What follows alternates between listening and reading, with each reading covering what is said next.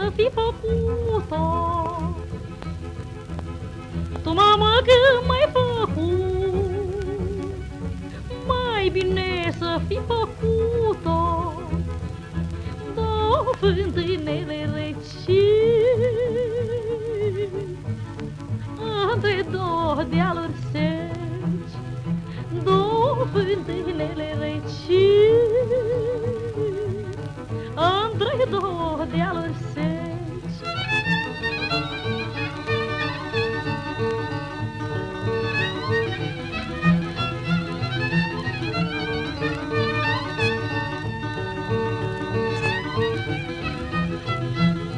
Și din mâna mea cea dreaptă o cană de beută apă, și din mâna mea cea dreaptă o cană de beută apă, și din picioarele mele să fi făcut scaunele, să-și așeze lumea pe ele, să-și așeze lumea pe ele.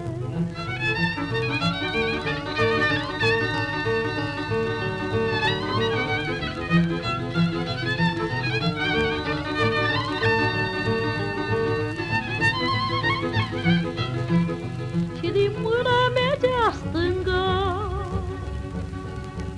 nu știa să facă umbră, și din mâna mea cea stângă nu știa să facă umbră. Cine o trece să umbrească, măicuții să-i mulțumească. Cine o trece să umbrească,